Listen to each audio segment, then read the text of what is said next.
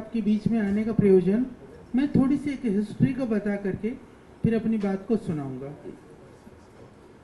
भारतवर्ष में अन्न की उपलब्धता कम हुई, हम लोग भूखे मर रहे थे, हमको बहुत सारा कुछ विदेश से मंगाना पड़ रहा था, खाने के लिए गेहूं भी नहीं था। तो हम एक रेवोल्यूशन लेकर के आए जिसको आप सब जानते हैं, ग्रीन रेवोल्यूशन। वो जरूरी भी था। तो ग्रीन रेवोल्यूशन लेकर के आते समय एक छोटी सी भूल हुई। छोटी सी भूल क्या हुई, मैं आज उसी बात को कहने के लिए आप सबके बीच में आया हूँ। आप लोगों ने बड़ी ज्ञान की गहन चर्चा, प्रैक्टिकल एक्सपीरियंस, रिसर्च और देन सब बड़े बड़े इंडस्ट्री से लेकर के साइंटिस्ट तक की अपनी चर्चा करी है। मैं बहुत प्रैक्टिकल बात पर आपको ध्यान दिलाना चाहता हूँ। मेरा प्रयोजन, क्योंकि स्लज मेरा सब्जेक्ट भी नहीं है, पर मेरा मतलब देश से है। देश से मतलब होने पर सारी चीज से मतलब हो जाता है। तो जब हम लेकर के आए उस समय हमसे क्या भूल हुई, हम लोगों ने किसान को ये तो बोल दिया कि यदि आप यूरिया डालोगे, फर्टिलाइजर खेतों में डालोगे, उससे पैदावार बहुत बढ़ जाएगी। तो किसान, वो सही बात थी। किसान ने क्या किया कि यूरिया डालना शुरू करा। पहले थोड़ा थोड़ा डाला, उसको इंटरेस्ट आया, देखा कि इससे तो डबल पैदा हो रहा है। फिर उसने थोड़ा और ज़्यादा डाल दिया, फिर पैदा हो गया। फिर पेस्टिसाइड डाला, देखा कीड़े मर गए, तो अद्भुत है, थोड़ा और डाल दिया। तो शुरू में तो बहुत स्वाद आया, पर अभी हिंदुस्तान की जो एक्चुअल रिकॉर्ड है वो आप सब जानते हैं। कुछ एरिया में लगभग 28 टाइम्स, 28 गुना ज़्यादा यूरिया डल रहा है खेतों में। खेत बंजर हो चुका है। और पंजाब जैसा जो पूरे देश को अनाज खिलाने वाला प्रांत, आज वो कैंसर का प्रांत बन चुका है। बठिंडा से गाड़ी चलती है कैंसर वाली डिजीज पूरे देश के अंदर। तो ऐसा नहीं कि पेस्टिसाइड और यूरिया विदेशों में यूज नहीं होता, पर ऐसा नहीं है कि जितनी बीमारियां देश में हो रही बाहर हो रही है उसके कारण से नहीं हो रही है। ये आप लोग रिसर्च को पढ़ लेना, देख लेना, ढूंढ लेना। तो कारण क्या हुआ कि हम लोगों ने, जो हमारा परंपरागत किसान था, जो बाप दादा परदादा से सीखता था एग्रीकल्चर, वो अनस्किल्ड नहीं था, वो स्किल्ड था। पर वो यूनिवर्सिटी का नहीं था, वो फैमिली का था, जो सीखता था कि इस खेत में टमाटर बढ़िया होगा, इसमें गेहूं बढ़िया होगा, इसमें धान बढ़िया होगा, कौन से खेत में सीजन है, टाइमिंग है, फिर वैरायटी है, कौन सा क्रॉप बोना है। तो एक हमारा बहुत इकोसिस्टम बेहतरीन था। यदि उसमें हम बहुत बेहतरीन उस ट्रेंड फार्मर को एक्स्ट्रा ट्रेनिंग दे करके यदि हम यूरिया खेतों में डलाते, पेस्टिसाइड डलवाते, तो पैदावार भी बढ़ता, ये बीमारियां ना बढ़ती और आज हमारी धरती बंजर ना होती। और हमने उल्टा पेस्टिसाइड को, और किसान बोलता है एक केमिकल के दुकान में जाकर के भला वो वाला दवाई देना। मुझे सबसे ज़्यादा पीड़ा होती है वो जो जहर को, जब फार्मर दवाई के नाम पर जाता है, उसको बोलो ना कि जहर है, जहर देना, तो कम से कम डालने के लिए तो उसको भय होगा। तो वो, क्योंकि ये जो चीज़ है आज हमारे देश में दिख रहा है, और उसको रिवर्स लेकर के आना, कितना भी ऑर्गेनिक फार्मिंग की हम बात करें, नेचुरल फार्मिंग की हम बात करें, बाय डिफ़ॉल्ट कुछ एरियाज हैं जहाँ पर वो अभी तक भी यूरिया केमिकल फर्टिलाइजर नहीं पहुँचा है। उसको छोड़ करके जिस खेत में एक बार यूरिया और फर्टिलाइजर की आदत पड़ गई है, उस खेत को दोबारा चेंज कराना में बहुत लोहे का चाना चबाना है। आप सब जानते हैं, क्योंकि हम लोगों ने बहुत बड़े स्तर पर 19 स्टेट में हम लोगों ने ऑर्गेनिक फार्मर ट्रेनिंग प्रोग्राम चलाया। बड़े स्तर पे लाखों फार्मर्स को हम लोगों ने ट्रेनिंग दिया। तो यही बात, क्योंकि ये मेरी थी कि मैं आपको एक हिस्ट्री सुनाना चाहता था। अब आप आइए प्रैक्टिकल में। पहले क्योंकि स्लज वो जैसे कि गड्ढे होते थे, गड्ढे में से उठा लिया, कहीं भी डाल दिया, लोकल लेवल पर होता था, या कोई खेतों में बैठ गए, कहीं भी बैठ गए, ठीक है। अब हम लोगों ने बड़े बड़े सब सीवरेज के ट्रीटमेंट के प्लांट बना दिए, एसटीपी बना दिए, सब कुछ हो गया, जरूरी भी था, मैं मना नहीं करता। बनाने के बाद में क्या हुआ, आप लोग क्षमा करिएगा, मेरा टारगेट ना तो कोई संस्था है ना कोई सरकार है। शुरू में कह दिया गया कि ये जो स्लज है उठा करके डायरेक्ट खेतों में डालो। फार्मर को कह दिया कि ले जाओ 50 पैसे में, 1 रुपये में। एसटीपी वाले पैसा लेते थे, किसान ले जा करके डालता था, पैसा दे करके स्लज को उठा करके ले जाकर डालता था। तो ऐसा क्या हो गया, सडनली किसान ने डालना बंद करा। डालना इसलिए बंद करा, आप लोग रिसर्च कर लेना जा करके, उसने देखा तो फसल को और बर्बाद कर देता है, ये तो इसकी खराब हो जाती है फसल है। उसने देखा कि इससे तो धरती और बंजरता की तरफ चली जाती है, तो किसान ने थोड़ा थोड़ा बंद किया। बंद करा तो फिर कहा फ्री में ले जाओ, फोकट में ले जाओ, तो वो फोकट में भी ले जा रहा है। तो ले जाने के बाद में अभी भी दुर्भाग्य कहें क्या कहें, 40% वो किसान जो है आज भी हमारा स्लज को यूज कर रहा है पूरा देश के अंदर। परंतु उसका साइड इफेक्ट क्या हो रहा है कि आज मैं आपको बताना चाहता हूं, देखो मैं आपको सिर्फ आज आगाह करने के लिए आया हूं।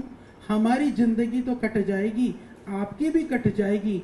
आने वाली पीढ़ियां यदि हम ऐसे ही स्लज खेतों में डलाते रहे तो भाई साहब भयानक बीमारियों से ग्रसित हो जाएंगी और उसका कोई समाधान भी नहीं होगा। जब तक हमारी आंखें खुलेंगी ना, तब तक पीढ़ियां बर्बाद हो चुकी होंगी, तबाह हो चुकी होंगी। ये आगाह मैं करना चाहता हूँ। फिर इसका समाधान क्या है कि हमने कहा कि रॉ स्लज सीधा सीधा सा खेत में मत डालिए, बाकी कुछ भी करिए, मैं टेक्नोलॉजी वगैरह के ऊपर कोई भी बात नहीं कह रहा हूँ। रॉ स्लज को खेत में मत डालिए, मत डलवाइए। फिर एक बात आई कि बोले जी हम इसको ना ड्राई कर दें। ठीक है, ड्राई कर देने से ना पैथोजन उसके वो खत्म भी नहीं हो रहे। जितने भी आपको सोलर ड्रायर, सारा डेटा हमारे पास है, हम 5 साल से रिसर्च ही कर रहे हैं।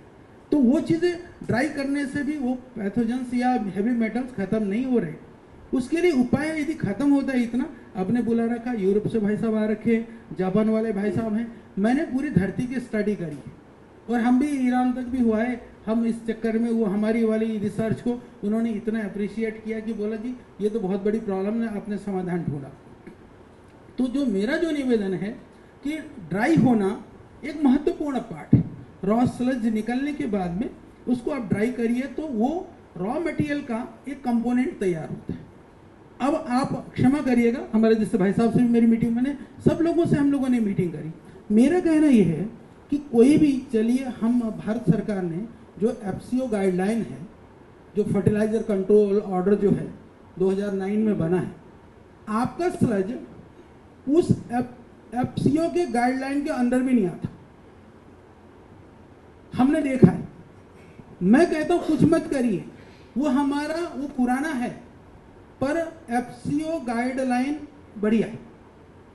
आप उस स्लज को उस लेवल पर ला दीजिए, फिर आप खेत में डलवाइए उस लेवल। मैं ये नहीं कह रहा हूं कि आप क्या टेक्नोलॉजी, आप कुकर में उबालो, आप सोलर में ड्रायर करो, कुछ भी करो, पर करो, बिना करे। अब मैं दूसरी बात बताता हूं कि अभी आप लोगों ने कहा, अच्छा दूसरी बात, हिंदुस्तान में क्या परेशानी है, जो मैं एक बात और आगाह करना चाहता हूं। जैसे ये भाई साहब बैठे हैं, मैं इस बात के लिए विदेशियों का अप्रिसिएशन हमको करना चाहिए।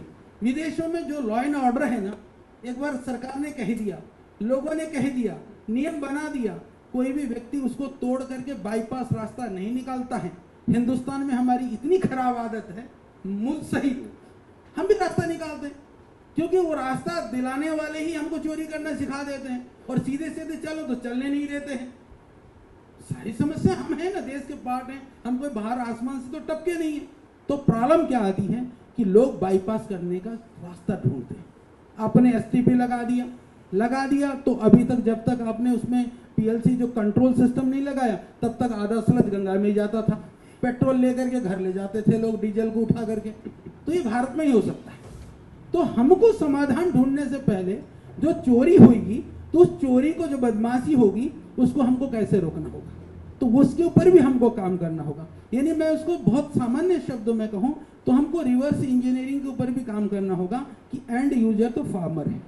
मैं कुछ भी बना रहा हूं उसमें से निकल रहा। आप लोगों ने पानी आदि की बहुत सारी बातें करी, मैं पानी की भी बात करूं। यदि आप किसानों को देना चाहते हैं तो सेम बात आएगी, भाई आप ट्रीट करिए। तो ये 2 लेवल हो गया। एक तो हमको उसको यूज करने लायक लेवल तक ले आना, और यूज करने के लिए भी मान लीजिए स्लज का हमने कह दिया कि ठीक है, हम उसको फार्मर को यूज करने लायक हमने बना दिया। आपने कहा ठीक है, गवर्नमेंट की कुछ पॉलिसी बनती है, कुछ उसमें थोड़ी बहुत VGF वगैरह मिल जाता है, जो वायबिलिटी गैप फंडिंग का कुछ जुगाड़ हो जाता है। तो इसको कौन देखेगा कि वो खेत में गया कि वो भी गंगा जी में पीछे से बह गया। तो ये भी जरूरी है। मैं ये पहले बताना चाह रहा हूँ, जितने भी स्टेट से आप लोग आए हैं, तो उसके लिए फिर हम लोगों ने वर्कआउट किया कि अभी देखिए इस देश का ये पीड़ा की बात है, बहुत खुशी की नहीं पर सत्य है, इसलिए मैं बता रहा हूँ। अभी तक सरकार एमएसपी क्यों लागू नहीं कर पाई? एमएसपी इसलिए लागू नहीं कर पाई ढंग से, सरकार नहीं चाहती है ऐसा नहीं है। अब भाई साहब जैसे मान लो मैं उदाहरण दे दूं, पंजाब में पिछली बार हुआ था करीबन 95 लाख टन या कितना कुछ था धान पैदावार हुआ जीरी, और बिका कितना 1.25 लाख के लगभग। क्यों बिका? बिहार तक से धान आ गया बिकने के लिए। उत्तराखंड में जाओ, यूपी में जाओ, तो एमएसपी के अंदर ऐसा मॉनिटरिंग मैकेनिज्म नहीं है कि मैं धान बेचने के लिए जा रहा हूं तो मेरे खेत से ही आया हुआ है। अब यूरिया के लिए सरकार ने पॉज सिस्टम बनाया, पॉज सिस्टम के अंदर की खेत तो किसानों को जितनी जमीन है उस हिसाब से दे दिया जाए। मैं आपको बताता हूँ, पॉज सिस्टम के अंदर में आप लोगों ने अखबार में सुना होगा, वो दिन भर में यूरिया जा रहा, आदमी वो चढ़ाता नहीं, शाम को बेटा कितने बार यूरिया गए, बोले जी इतना ट्रक गया। शाम को 2 भाई आए, उसके नाम से चढ़ा दिया। दूसरे दिन अखबार में छप गया कि 2 ट्रक यूरिया एक ही आदमी लेके गया। आदमी तो बहुत सारे लेकर के गए थे, पर कागज में 2 का ही नाम चढ़ गया। तो वो जो मॉनिटरिंग वाला जो मैकेनिज्म है, जो कंट्रोल सिस्टम है, वो जो ट्रेसेबिलिटी मैकेनिज्म है, वो हमारे को बहुत स्ट्रॉन्ग बनाना पड़ेगा। तो हम लोगों ने फार्मर होल्डिंग के साथ में, लैंड होल्डिंग के साथ में, यदि आप उसको पूरा का पूरा आप जोड़ते हैं, किसके पास, फार्मर के पास कितनी जमीन है, वो किसके नाम से है, आपको कोई रोकना नहीं। वो फार्मर आता है आपके पास लेने के लिए, आप उसको नाम चढ़ाइए, उसका क्रॉप को चढ़ाइए, और उसके बाद में उस आइटम को पहुंचाइए। तो हम एक एक खेत तक पहुंचा पाएंगे, आपके पास पूरा मॉनिटरिंग मैकेनिज्म होगा। और अभी तो क्योंकि यदि हम इस तरह से इसको पूरा करते हैं तो निश्चित रूप से आजकल ग्रीन बोनस मिलता है, वो सब बीमारी से भी बचेंगे। तो उससे इनडायरेक्ट आप देखेंगे, हम लोगों ने तो पूरा कैलकुलेशन किया था हरिद्वार का, यदि स्लज का निस्तारण सही ढंग से खेतों में पहुंच करके होता है, 30 टन लगभग डेली का निकलता है, जो मोटा मोटा मुझे पता है। लगभग 300 करोड़ रुपया सरकार का डायरेक्ट और इनडायरेक्ट बचता है, कोई नुकसान नहीं है। पूरा हम लोगों ने हिसाब लगाया, पूरा कैलकुलेशन हम लोगों ने कर रखा है। और 300 में ना बचे तो 250 तो बचेगा ही, 250 ना बचे तो 200 तो बचेगा। तो मैंने 300 कर रखा, अब 1/3 कर दो, 100 तो बचेगा, फिर भी बचेगा। तो ये इसमें से हम जो स्लज से जो वेल्थ की हम बात करते हैं वो संभव है। वो कब संभव है? हमको ये भी जोड़ना पड़ेगा। आज यूरिया में सब्सिडी है, फर्टिलाइजर केमिकल में सब्सिडी है, तो वो भी तो बचेगा ना। पोल्यूशन होने से बचेगा, आदमी बीमार होने से बचेगा। जब ट्रीटेड स्लज जाएगा तो जो दवाइयों में खर्चा हो रहा है, पोल्यूशन सब उससे, हवा पानी सब पोल्यूटेड होने से बचेगा। तो जो आप सब वरिष्ठ हैं, वैज्ञानिक हैं, अनुसंधान करता हैं और उस फील्ड में आप सब काम कर रहे हैं, तो मेरा निवेदन इतना ही है, हम आग्रह से रहित होकर के, न तेरा न मेरा, ये जो कुछ है हम सब का, जो आप कर रहे हैं हम मानवता के लिए कर रहे हैं, देश के लिए कर रहे हैं, अपनी पीढ़ी को बचाने के लिए कर रहे हैं। इसी भाव से हम सब काम करें। और मेरा पुनः ये निवेदन है कि स्लज का ट्रीटमेंट के लिए आप, और दूसरी बात ये है, यदि पूरे स्लज को, एक बात आई, देखिए मैं इसमें कोई इंटरेस्टेड, मेरा कोई रुचि नहीं है कि मेरे को कोई स्लज का, मेरे को डॉक्टर साहब सुन लो, क्योंकि आपको भी कभी कभी लगता है कि बोले पतंजलि वाले खाद तो बनाते हैं, स्लज तो 5% यूज करते हैं, 10% यूज करते हैं। भाई साहब मैं यूज ही नहीं करता, स्लज क्यों यूज करूं? मेरे को तो नुकसान है।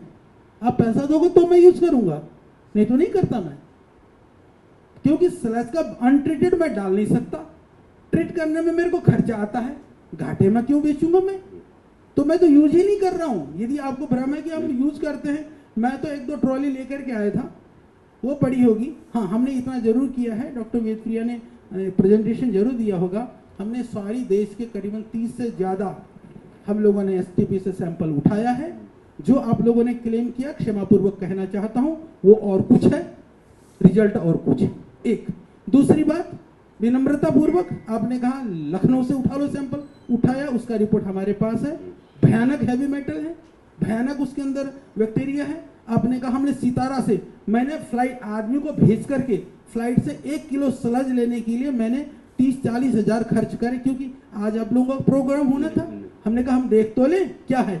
एक प्लांट आप लोगों ने बताया, कौन सी जगह पर थे, जहां पर, हाँ, टेंकेना में, हमने बोला जी बढ़िया चल रहा है, वहां फोन करा, बोल जी अभी 2-3 महीना तो बात ही मत करो, कुछ नहीं है हमारे पास। ये मैं बता रहा हूँ फैक्ट। तो हमको क्या करना होगा, देखिए आप सब प्रबुद्ध हैं, ध्यान रखिए कबूतर बिल्ली वाला काम ना हो जाए। यानी बिल्ली को देख करके कबूतर आंख बंद करके ये सोच ले कि बिल्ली निकल गई, बिल्ली नहीं जाएगी, हमारी ही हमको ही खा करके जाएगी। तो इसीलिए मेरा इतना ही निवेदन है, कुछ भी करिए कुछ भी करिए, सारे प्रांत वालों से मेरे भाई आप रोज सलज खेतों में मत डलाइए, क्योंकि किसान इतना अवेयर नहीं है। उसको आप महिमा मंडल कर देंगे कि खेतों में डाल देंगे, ये कर देंगे वो कर देंगे, वो डालेगा, परंतु बाद में जब पता चलेगा हमको, तब तक फिर मैं कहूँगा कि हमारी नस्लें खराब हो चुकी होंगी। तो इसीलिए ये व्यवस्था करिए। हाँ, हम लोगों ने रिसर्च किया है, हमारे पास है, हम लोगों ने कॉलीफॉर्म बैक्टीरिया जो आजकल एंटीबायोटिक रेजिस्टेंस का जो भी है वो हमारे पास हम लोगों ने टेक्नोलॉजी इजाद करी है। हैवी मेटल्स को डाइल्यूट करना पड़ेगा, क्योंकि उसके अलावा कोई हैवी मेटल को ख़त्म नहीं किया जाता, वो सारा काम हमने कर रखा है। वो टेक्नोलॉजी जिनको लेना आप ले लो, मैं तो दे दूंगा, क्योंकि मेरे को मैंने कहा ना हमारा ये बिजनेस नहीं है।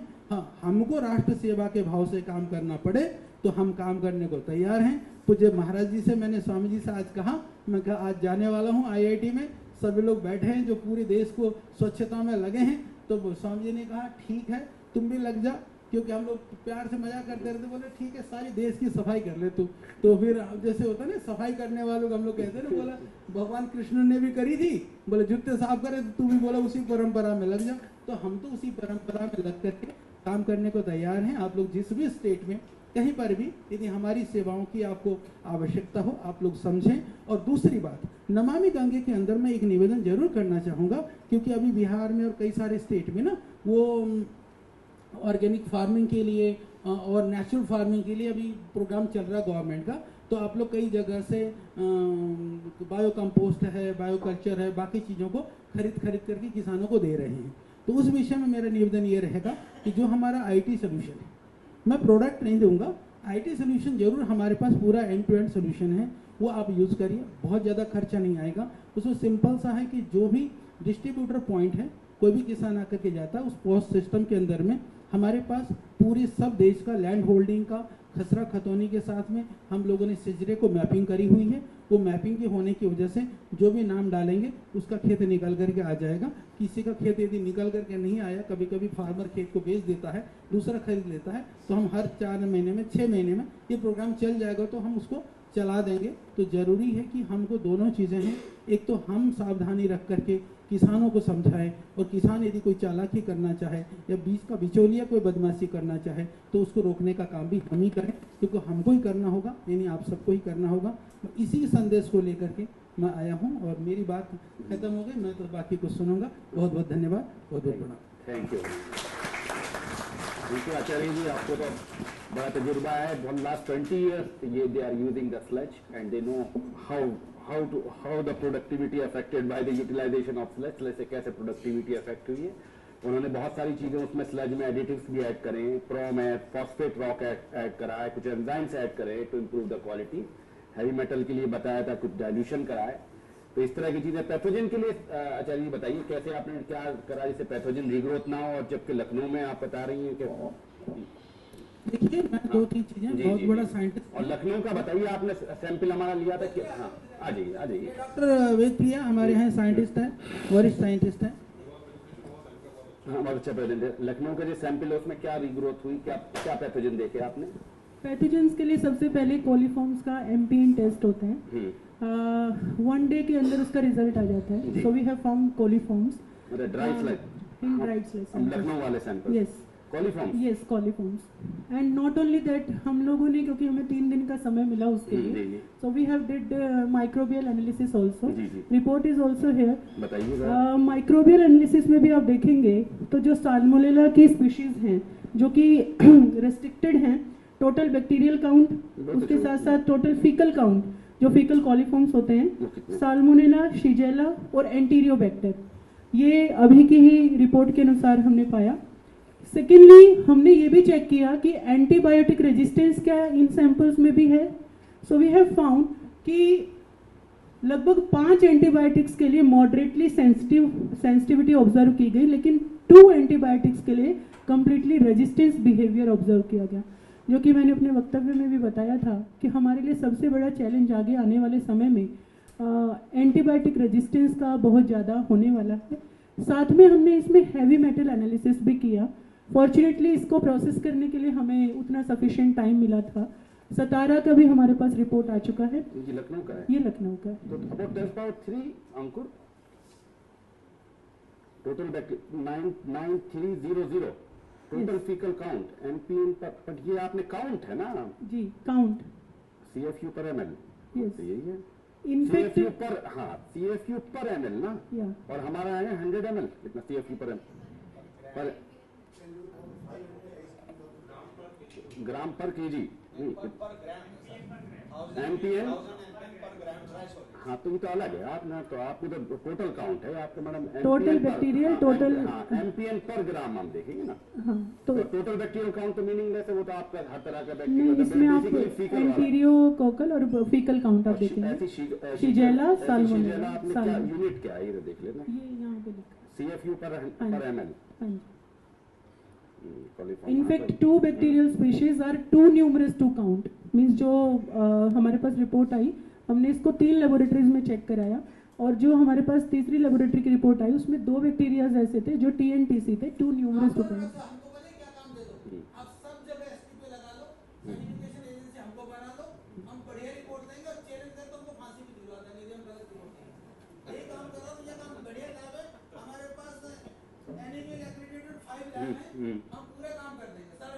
Yeah, we were discussing about this coliform regrowth and something like potential, but anyway we got in fact हम लोगों ने अपनी लैब्स के भी कंपैरेटिव स्टडी की हैं, so that's why this report is.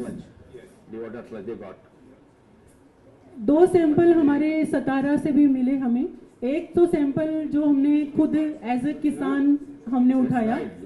The purpose is कि एक्चुअल में जो किसान को दिया जाता है, हमारा मॉनिटर करने का उद्देश्य ये है कि जो किसान को दिया जाता है वो क्या दिया जाता है। कहना नहीं चाहिए, थोड़ी सी छोटी बात है, पर मैं कह देता हूँ क्योंकि हमने झेली है। जब पता चला कि हम सारे जगह जाकर के एसटीपी से सैंपल कलेक्शन कर रहे हैं, क्योंकि हम रिसीव कराते थे, रिसर्च के लिए जरूरी है, तो बहुत सारी जगह पर लोगों ने सैंपल देने से मना कर दिया कि बोला पतंजलि वालों को सैंपल मत देना। हमने ये काम किया, दूसरे इंस्टीट्यूट वालों को भेज करके सैंपल कलेक्ट कराया, ये भी मैं भुक्तभोगी हूँ। इसका मतलब बीच में मीडिएटर कुछ ऐसे लोग हैं जो बदमाशी कर रहे हैं, उससे आप लोग सावधान हो जाना। जो भी थे, हमको यदि लैटिन उठाने के लिए आप मना करवा सकते हो तो देश में कुछ भी हो सकता है। तो सतारा महाराष्ट्र का एनीवे बहुत अच्छा पॉइंट सर ने बताया कि उसको बाद रीग्रोथ को चेक करना है, पैथोजन को फिर रीचेक करना है, we have to recheck. Sir इसमें एक पॉइंट ये भी है, मैं थोड़ा बताना चाहूंगी। जनरली ये क्लेम किया जाता है सतारा से, जैसे हमारे पास कल कोवेस्ट्रो ग्रुप से भी आए थे, so they have given us a very dried sample, so we checked in our laboratory कि उसमें एमपीएन काउंट कैसा है और उसमें हैवी मेटल्स कैसा है। आज सुबह ही हमारे पास रिपोर्ट आई, कैडमियम उसके अंदर काफ़ी ज़्यादा हैवी मेटल्स में, जबकि फीकल स्लज में आज सुबह भी डिस्कशन हो रहा था कि फीकल स्लज ट्रीटमेंट में कैडमियम आना मतलब सेकेंडली जो कोलीफॉर्म्स का कंटेंट है, सो एक तो वो प्रोडक्ट है जो ड्राइड स्लज लेके आए, राइट, एक वो प्रोडक्ट है जो किसान को दिया जा रहा है उस सेम प्लांट से। यहाँ पर मैं सबका ध्यान इसमें आकर्षित इसलिए करना चाहती हूँ, एक्चुअल हमारा जो एंड यूजर है वो किसान है। हमें इससे मतलब नहीं कि हमारी टेक्नोलॉजी से ये हो जा रहा है। हमें इस बात को जरूर, जो आचार्य जी बता रहे हैं कि मॉनिटरिंग मैकेनिज्म, इस बात को जरूर रखना चाहिए कि किसान को क्या मिल रहा है। तो जो किसान को मिल रहा है स्लज, उसके अंदर एमपीएन के ग्रोसर बहुत ज्यादा है, और जो ड्राइड सैंपल जो उसी कंपनी ने जो हमें ड्राइड सैंपल दिया है उसके अंदर और उसके अंदर रिजल्ट्स के अंदर दिन रात काम कर, तो ये चीजें हमें गवर्न करनी पड़ेंगी, यही केवल एक मोटिव है। और एक चीज और बताइए आचार्य जी, इसमें लिखा भी है कितनी देर तक अगर हम स्लज को रखें तो पक्की हो जाती है। डिवॉटर्ड स्लज को हम 3 महीने बाद रखें और उसके बाद खेत में यूज करें, क्या आप लोग क्या तजुर्बे हैं? उसमें भी अपने आप कॉलीफॉर्म खत्म हो जाते हैं। जी आचार्य। नहीं देखिए, हाँ, जब तक आप 100 डिग्री के ऊपर नहीं ले जाओगे, कॉलीफॉर्म बैक्टीरिया जहाँ तक मुझे पता है खत्म नहीं होता, चाहे कितने सुखा करके खेत में रखो, 3 साल नहीं, आप चाहे कितने साल रखे रहो, तो वो खत्म नहीं होता है। प्रेशर कुकर आप लगवाएंगे? मतलब प्रेशर कुकर देखो, 2 चीजें, प्रेशर कुकर लगा करके भी हैवी मेटल्स खत्म नहीं होंगे। सुनो, मेरा जो निवेदन है आप सबसे, जो ये ड्राई करने वाला सिस्टम है वो जरूरी है, वो जरूरी है, क्योंकि रॉ स्लज को बिना ड्राई करेंगे तो हम बाकी प्रोसेस, जैसे हम भी प्रोसेस करेंगे, मान लीजिए हमारा जो रिसर्च है उसमें भी आपको एक बार आपको ले करके स्लज को ड्राई करना पड़ेगा। इसलिए जो ड्राइंग मेथड है, और इन लोगों की क्योंकि ज़्यादा कॉस्ट नहीं है, मैंने कल पूछा था 50 पैसा 60 पैसे ड्राइंग कर रहे हैं, तो वो तो जरूरी है। देखिए ड्राई होने के बाद में तब कहानी शुरू होती है, यदि आपको किसानों को देना है तो। यदि ड्राई कर करके कहीं गड्ढे में भरना है और कुछ करना है तो कर लो, पर किसानों को देना है तो दोनों काम आपको करना पड़ेगा। या तो जितने भी जो हैवी मेटल्स हैं या जितने भी आपको जो पैथोजेंस हैं, बैक्टीरिया है, उसको रिमूव खत्म करने के लिए आपको काम करना पड़ेगा। और उसके लिए कुछ टेक्नोलॉजीज हम लोगों ने बनाए हैं, रिसर्चेज किए हैं, परंतु उसमें निश्चित रूप से मैं ये निवेदन करना चाहता हूँ कि वो आप चाहें कि हम अपने पैसे से ये ड्राई करके दे देंगे, हम खेत में डालेंगे, तो हम खेत में तब डालेंगे जब वो ड्राई फ्री में मिलेगा और हमको कुछ नहीं करना पड़ेगा। जो मैंने आपको आगाह किया डॉक्टर साहब, इसलिए आगाह किया क्योंकि यदि हमारा कंट्रोलिंग सिस्टम स्ट्रांग नहीं होगा, यदि आप कुछ बीजीएफ भी दे देंगे, किसी बीच में कंपनी का लगा देंगे, इन्होंने ट्राई करी, आज मैं आपको बताता हूँ क्या दुर्दशा है इस देश की। क्योंकि मैं थोड़ा बहुत बायो फर्टिलाइजर, बायो कंपोस्ट हम बनाते हैं। अभी जब पोटास बंद हो गया, यूक्रेन और रशिया के युद्ध से कम आना शुरू हुआ, तो इन्होंने कहा कि हमारा बायो पोटास जो निकलता है शुगर केन फैक्ट्री वगैरह से, जो गन्ने की उससे जो है मिल से राख, उस राख को पहली बार हम लोगों ने उसको कन्वर्ट किया, ग्रेन्यूल्स बना करके वो जैसे अपना जैविक पोटास के रूप में हम लोगों ने देना शुरू करा। तो पहले ले जाते नहीं थे लोग, धीरे धीरे लोगों को लाभ हो गया, किसानों को फर्क हो गया। तो आपको पता है कि बाजार के अंदर में मिट्टी की गोली बना करके, ग्रेन्यूल्स बना करके राख की कोटिंग कर दी गई। यदि आप मार्केट से सैंपल उठाओगे, वो किसान को, ये हिंदुस्तान की प्रॉब्लम है। आप कहीं पर भी लीकेज नहीं छोड़ सकते हो कि आप कह दो कि डाल दो, वो तो कुछ भी बेच देंगे। देखो किसान सीधा है, वो उसके पास लैब और रिसर्च नहीं है, जो मार्केट में सुनता है वो यूज करता है। और धरती माँ कोई आकर के नहीं बोलती है कि तूने मेरे को क्या खिलाया है। तो ये हमको ध्यान देना होगा। और ये क्योंकि अभी प्रारंभिक जो आप लोग काम कर रहे हैं, रिसर्च कर रहे हैं, अभी क्या कि अभी ये चीजें हो सकती हैं, और एक बार ये कंट्रोल से आउट हो गया तो फिर ये तो फिर जिन्न है। एक बार उसमें से निकल गया ना आपका चिराग अलादीन का बोतल में से यदि ये जिन्न निकल गया ना, अभी तो आप बोतल में उसको हिला रहे हो, तो ये जिन्न निकलने से पहले इसकी गर्दन पकड़ लो कि ये हम सबको न खा जाए, बस इतनी बात। अच्छा, ये कंपोस्टिंग के बारे में थोड़ा सा और बताइए। कंपोस्ट, अगर हम कंपोस्ट बनाए उसके बाद, चलिए उसके बाद कंपोस्ट देखिए, इसमें 3-4 चीजें हैं। यदि आप सिर्फ कंपोस्ट बनाते हैं, कंपोस्ट बनाने से जितना भी जो प्लांट्स को जो न्यूट्रिएंट्स चाहिए, प्लांट को जितने भी जो अलग अलग तरह के मिनरल्स चाहिए, पूरा सिर्फ कंपोस्ट से नहीं होगा। तो बाकी चीजें भी, जैसे मैंने कहा पोटास है, बाकी चीजें हैं, पैथोजन वाला मामला। हाँ, नहीं, वो दोनों बातें हैं। पैथोजन को खत्म करके कंपोस्ट बनाते हैं, उसमें कम खर्चा है, क्योंकि सिंपल सा पैथोजन फ्री करना है, हैवी मेटल्स को डाइल्यूट करना है, तो ज्यादा कॉस्ट नहीं आएगा। परंतु आप चाहते हैं कि मैं पूरे खेत में से केमिकल फर्टिलाइजर को रिप्लेस करूं, तो आपको बाकी प्रोडक्ट भी डेवलप करने पड़ेंगे। सिर्फ कंपोस्ट से वो सारे आप जो खेतों में डाला जा रहा है फर्टिलाइजर केमिकल को, वो खत्म नहीं कर सकते। मेरा इतना ही था कि हम सिर्फ कंपोस्ट न करें, हम कंप्लीट सोल्यूशन की बात करें। तो कंप्लीट सोल्यूशन होगी तो कंपोस्ट में तो डॉक्टर साहब 100% यही यूज हो जाएगा। कंपोस्ट के लिए 100% हो जाएगा। कुछ जगह पर जो हमारे हैवी मेटल्स डाइल्यूट करने के लिए हमको 90% मैंने जितना काम किया है 70% से ज्यादा तो जाएगा ही जाएगा।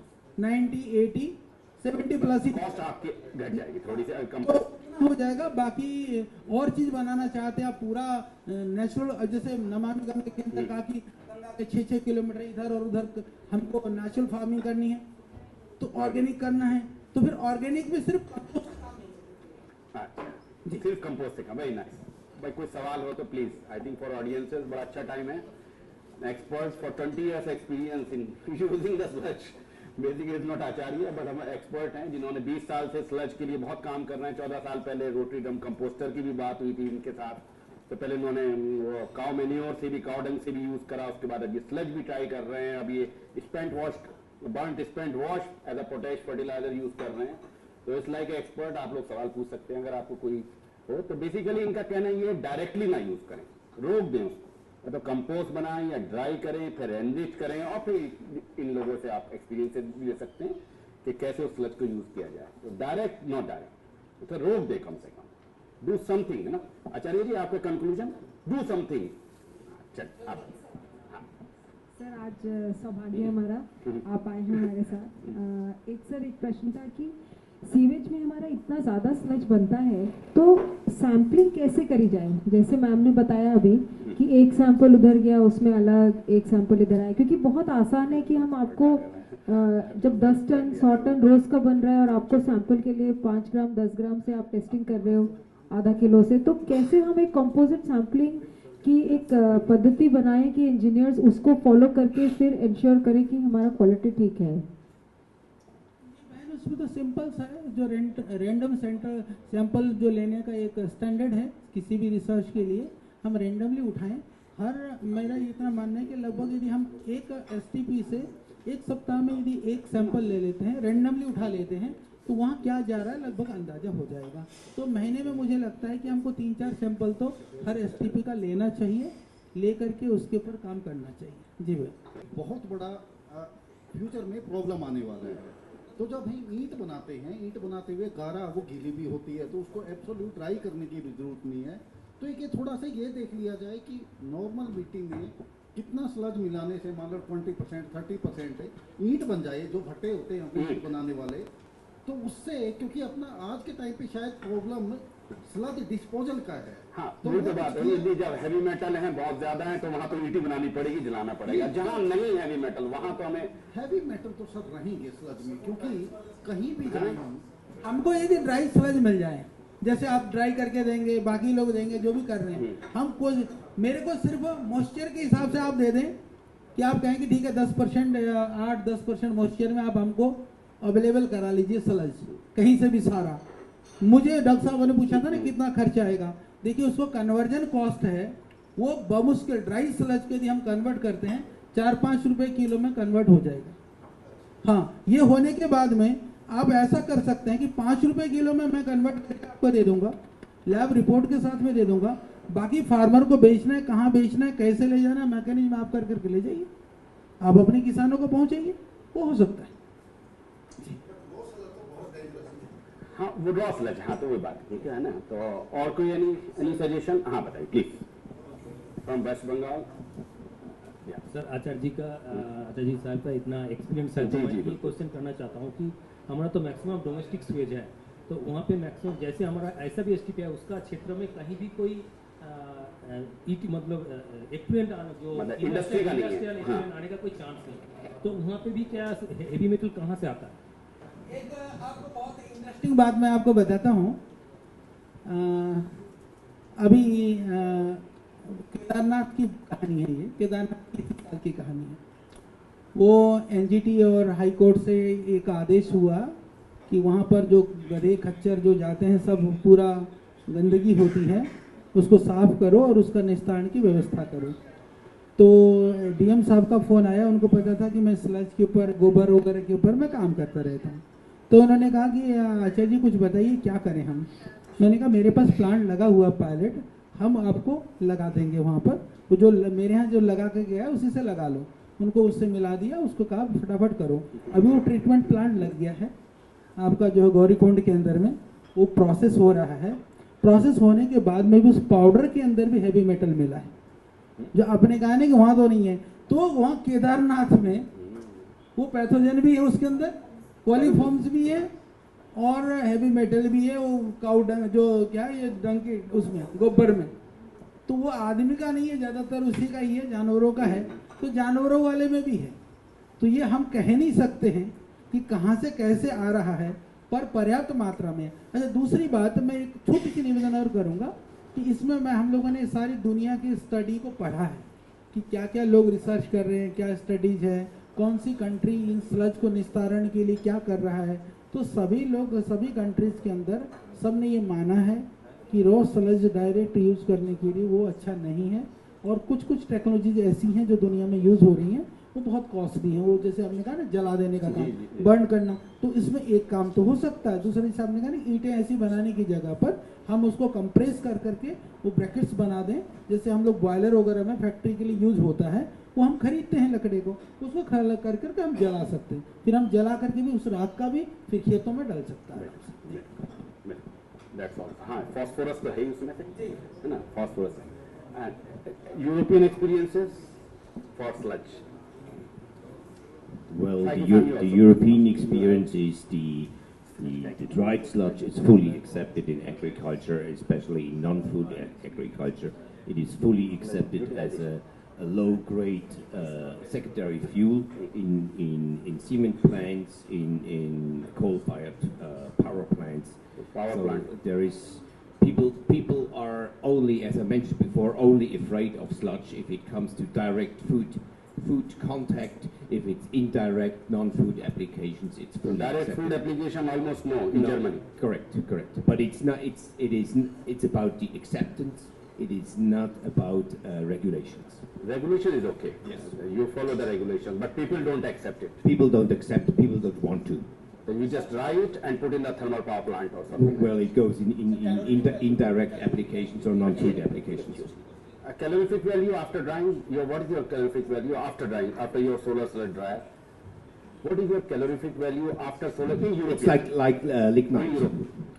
Like More than 3,000? Yeah, 3,500, I think. 3,000. Yes, 500. But 3,500. our is 2,000, 2,200. It's depending on the degree of digestion before. So if you digest the sludge, you decrease the calorific value because you take the gas out already. But in Germany and other countries of Europe, what about because you have... Well, in other countries of Europe, the calorific value is No, higher. they can use it as a food crop for cultivation of food crop. They can use the sludge compost. Well, all European countries are forced to follow more and more the European community rules, which is in the long run not accepted for direct application in farming field. Oh. Acharya ji is right that we have to spend a lot of money and you have to enhance the quality. Well, we have to dry, there are technologies developed to reduce the amount of heavy metals already in the wastewater. Yeah. And not in the sludge and not in the dried sludge. So phosphorus is removed from the wastewater in the wastewater treatment process, and heavy metals are removed. But as I mentioned before, heavy metals are not a big deal in Europe because they are not used that much anymore. Industry is taken care of that not much heavy metals are going to be in the wastewater. So the strategy there in Europe is avoiding wastewater, avoiding heavy metals in the wastewater. Yeah, nice. So I think it's not acceptable. I think, Mr. Kumar Guru, can you tell about the like sludge centers? We can have sludge centers. हम 5-6 STP की sludge एक जगह ले आएं, pressure cooker, फिर उसके बाद anaerobic digester से बायोगैस निकालें, फिर बायोगैस निकालने के बाद हम उसे ड्राई करें, सोलर स्लज ड्राइंग करें या कंपोस्टिंग करें. उस कंपोस्टिंग के बाद तो everything will be okay. Specialised heavy metal नहीं जाएगा. अगर हैवी मेटल नहीं है तब तो we can you can say something. Yeah, basically, when you talk about drying, as Acharya ji said, drying is the first step. So whether it's solar, if you have land, or if you don't have land, you have to go thermal. Drying is the first step. So a lot of places, the STPs are within cities. The land availability becomes a problem within towns and cities.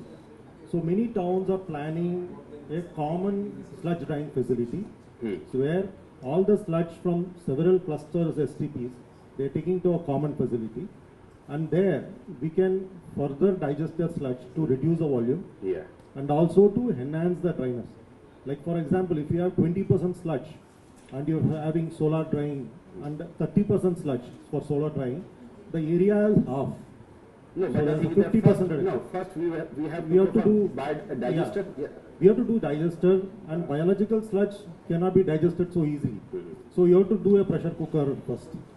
So we have to break the bacteria to release the organics within the bacteria, like a THP process, and then you have to do digestion, and the remaining sludge we can reduce the volume by increasing the solids content. So the solar drying area becomes half. So the overall system becomes economical, and this the THP process guarantees nil pathogen, and more importantly zero regrowth, and also reduction in other hormones and other bacteria. So this can be a way forward where the dried sludge can be further processed, and as everybody said, the heavy metals cannot be removed. But what we can do is we can control the quantity of sludge going into the land. The US EPA, what it says how much quantity of heavy metals can be there in 1 kg of sludge, and they also specify how much kg of sludge you can put in 1 hectare of land. So we need to control how much sludge is going into the land. So that is where, interaction with the farmer, educating the farmer is very important. So we have to, right from generation of sludge to the farmer level, it has to be properly controlled. So yes, please. Sludge को directly हम use करेंगे fertiliser में ये नहीं, उसको कुछ processing के बाद, बहुत प्रोसेसिंग के बाद फॉर एग्जांपल उड़ीसा का टोटल एग्रीकल्चरल लैंड है 155 लाख हेक्टेयर, ओके, और उसका जो फर्टिलाइजर रिक्वायरमेंट है 40 kg per hectare per annum, तो उसका जो ईयरली रिक्वायरमेंट है आप अगर कैलकुलेट करेंगे तो वो 6 लाख टन बिल्कुल के बराबर आएगा। हाँ, ठीक। और हम कितना स्लज जनरेट कर रहे हैं, हम per day 0.5 ton all over state में जनरेट कर रहे हैं। अगर हम ईयरली कैलकुलेट करें तो वो मैक्सिमम 200 टन ही आएगा।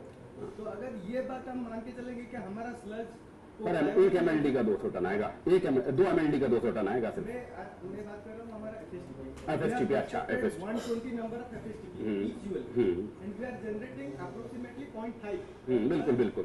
तो उसको हम रिप्लेस करेंगे बोलना, वो मेरे ख्याल से सही नहीं, STP की बात हो रही है।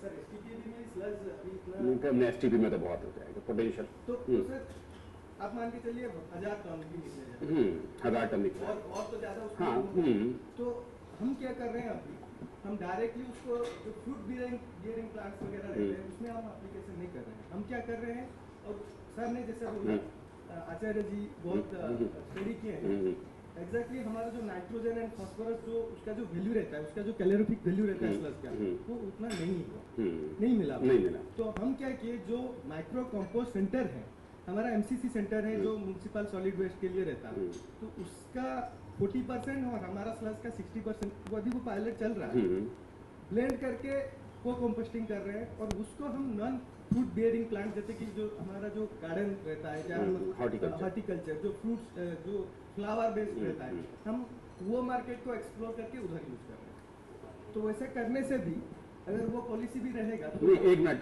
बड़ा इंपॉर्टेंट सवाल। अच्छा, नॉन फूड क्रॉप की कितनी रिक्वायरमेंट है और food crop, non food crop तो सिर्फ 10% ही रहेगी।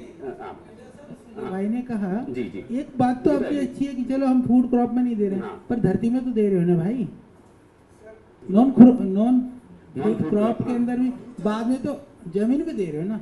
बात दोनों चीजें हैं, बात खेत की है, बात जमीन की है, उसमें तो भी जमीन में तो डालोगे आप। हाँ बताइए, यस प्लीज। हाँ, हिमाचल प्रदेश पोल्यूशन का सर, हाँ बताइए। जिस तरह हम सीवेज की ट्रीटमेंट में डिस्चार्ज स्टैंडर्ड्स को मीट करने के लिए उसमें फ्रेश पानी मिला के डिस्चार्ज स्टैंडर्ड्स को मीट नहीं करते हैं, उसी तरह जब यहाँ पे हैवी मेटल्स आ गए हैं तो हम उसमें कुछ और ब्लेंडिंग करके उसकी खाद बनाकर उसको ज़्यादा एरिया में स्प्रेड करेंगे। अल्टीमेटली वो तो जा तो पर्यावरण में रहा है, खेत की कैचमेंट में जब फ्लडिंग होगी बारिश पे, तो कहीं ना कहीं वो वाटर बॉडीज में जाके एक्यूमुलेट तो हुआ ही। तो ये कहाँ तक एडवाइजेबल है? बिल्कुल इम्पोर्टेंट। डाइल्यूशन कहाँ तक एडवाइजेबल है सर बताइए। अब एक पहले इनको इस सवाल का जवाब, डाइल्यूशन इज वेरी इंपॉर्टेंट। ये CPCB के आपने जो बात कही है वो बहुत गहरी बात है, ठीक है जी, वो आप जो बात कह रहे हो बहुत गहरी बात है, परंतु देखिए यदि आप वो कॉन्सेंट्रेट करते हैं ना नॉर्मल कंपोस्ट को भी, तो यदि आप उसको बहुत कंसंट्रेट लेवल पे लाते हैं तो बहुत सारे जो पैरामीटर्स हैं आपके बहुत ऊपर नीचे हो जाएंगे। तो क्या होता है कि नॉर्मली जब हम उसको डाइल्यूट करते हैं, डाइल्यूशन हो जाता है, तो वो एरिया के हिसाब से डालने पर, जो अभी हमारे जो रिसर्च है, हम लोगों ने पिछले 10 वर्षों से तो हम फील्ड रिसर्च करते हैं, काफ़ी हम रिसर्च करते हैं, तो वो नुकसान नहीं करता है, क्योंकि धरती में बहुत एक लिमिट में डलता है ना, वो जितना देखिए धरती में तो सब कुछ है, पर एक जगह पर जब इकट्ठे ज़्यादा होता है तो ज़्यादा नुकसानदायक होता है, तो वो नुकसान नहीं करता है, हमने देखा है। और दूसरा, भाई ने एक बात और कही थी, वो भी साथ में उत्तर दे दो। आपने कहा थोड़ा थोड़ा डाल दें, जब आपने कहा डायलूट कर दें, तो दूसरा दिमाग ये भी चलेगा ना, तो भाई अब डायलूट कर दें तो उसको थोड़ा थोड़ा छिड़क दो दूर दूर, तो फिर वो छिड़कने का काम है, वो कितना कहाँ, एक तो वो बाकी काम करेगा नहीं भाई, हैवी मेटल के चक्कर में वो खाद भी नहीं बनेगा, दूर दूर छिड़कोगे तो पहला तो काम नहीं करेगा, और ये कौन समझाएगा किसान को कि दूर दूर छिड़कना है तेरे को इतनी दूरी पर, तो फिर काम नहीं करेगा तो डालेगा भी नहीं। तो दोनों बात है, दोनों बात। Yes, agree. आपका Kerala, in Kerala, there is a 107 MLD plant is there. It was installed in 2013. By 2016 onwards, this sludge is dumping there. Due to the presence of cadmium, lead, etc., 0.8 ppm cadmium is the presence there. But we are not distributing that sludge from that plant. That's a problem by accumulating 10 years accumulation in this same plant. पहाड़ बन गया।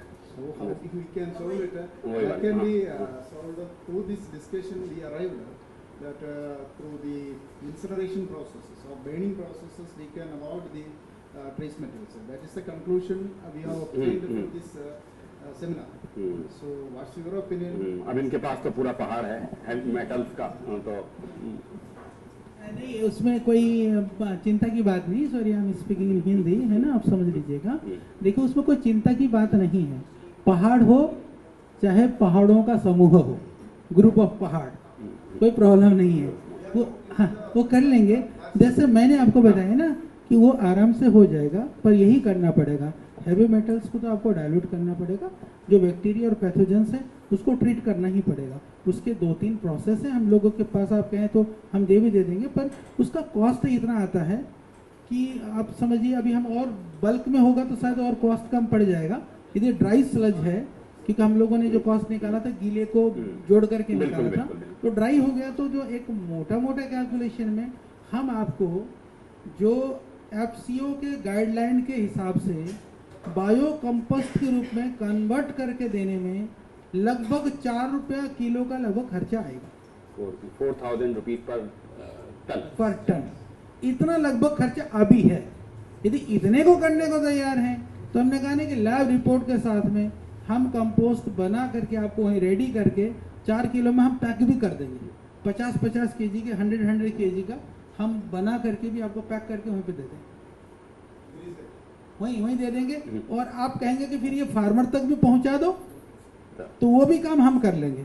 Farmer तक पहुंचाने में फिर मैं बताता हूँ, 4 रुपया तो मैं आपसे लूंगा BGF, वो जो वायबिलिटी गैप फंडिंग, 4 रुपया लेने के बाद में मैं फार्मर को दूंगा, मान लीजिए मैं 3 रुपया 2 रुपया मैं फार्मर से लेकर के मैं फार्मर को दूंगा, मान लीजिए, तो दूंगा तो मैं क्या करूंगा, जो डेटा को पूरा, मैंने कहा ना कि हम लोग पूरा जो लैंड होल्डिंग के साथ में किस फार्मर के खेत में गया, किस फार्मर ने कितना डाला, पूरा प्रॉपर डेटा के साथ में मैं उसको, अवेयरनेस है, ट्रेनिंग प्रोग्राम है, वो सब हमारे पास, क्योंकि ट्रेनिंग की पूरी टीम है साइंटिस्टों की, हम ट्रेनिंग भी कराएंगे, अवेयरनेस प्रोग्राम भी करेंगे, उनको जो है ना ब्रांडिंग के लिए, मार्केटिंग के लिए, बाकी जितने भी जो कैंपेनिंग है वो हमारी रेस्पॉन्सिबिलिटी होगी कि वो कैसे हमको ले जा करके हमको फार्मर तक पहुंचाना है, वो रेस्पॉन्सिबिलिटी भी हम ले सकते हैं।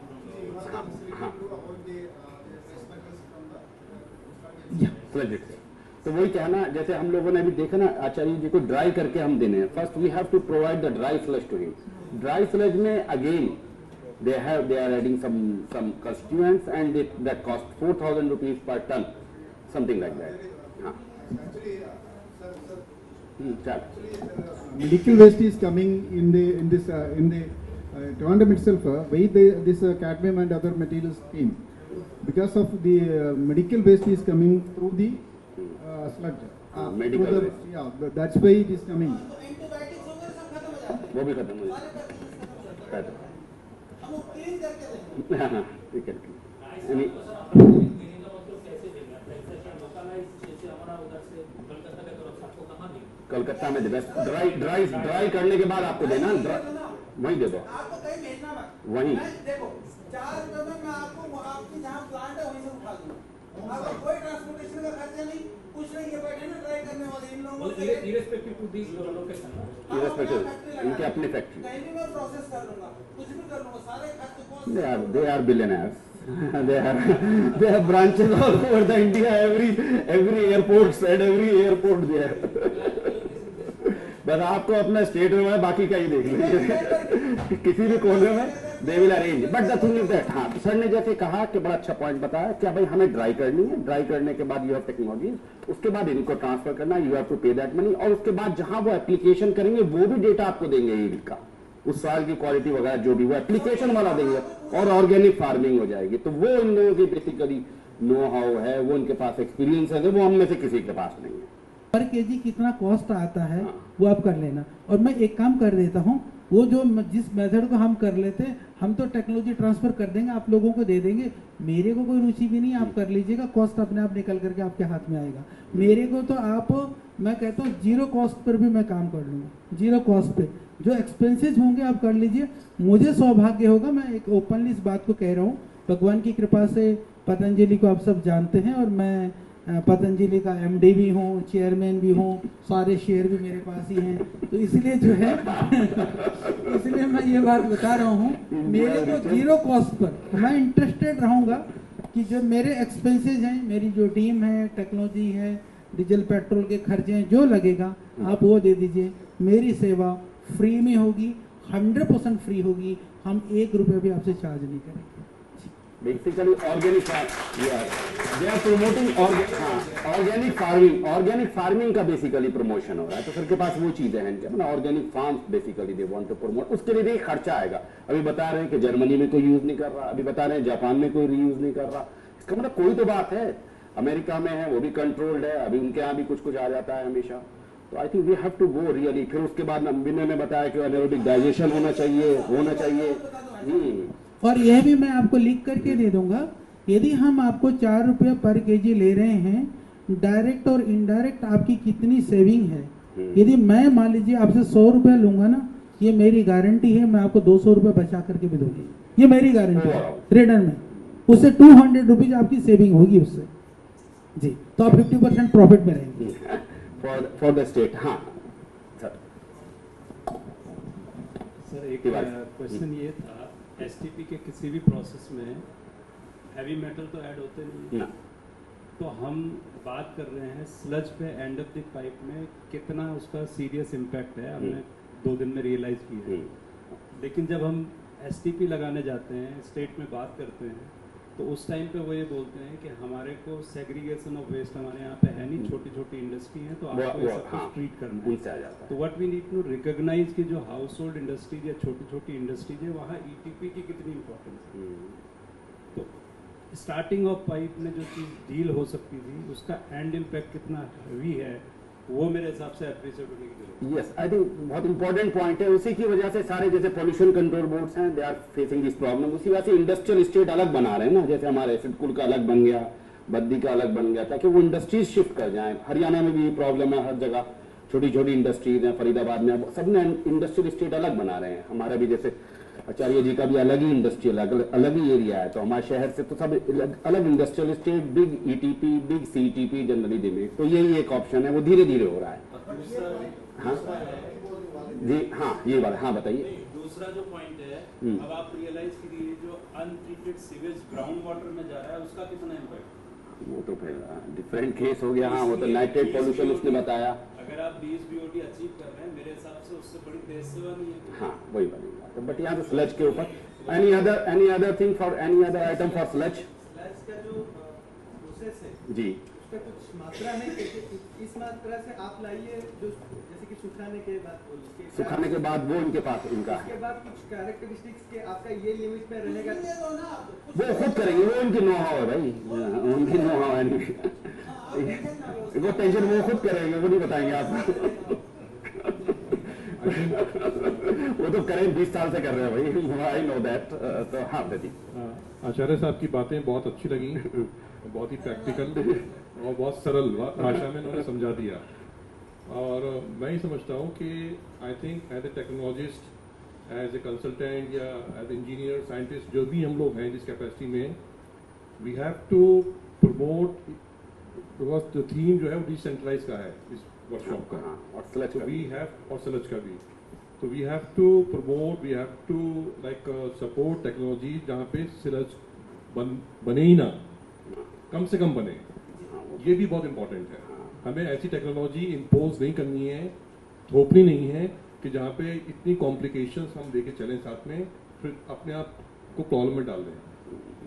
तो मैं समझता हूँ कि आज अभी बाकी है कि खत्म हो गया, नहीं ऑलमोस्ट फिनिश हो गया। तो बहुत अच्छी बात आचार्य साहब की और सभी लोगों की, and big clap to professor Kazmi for organising this workshop. We really enjoyed these 2 days, और हम लोग पूरी तरह से इसमें अपने आप को झोंक लिया हमने इन 2 दिन के सेलिब्रेशन में, एक्सीलेंट हॉस्पिटैलिटी,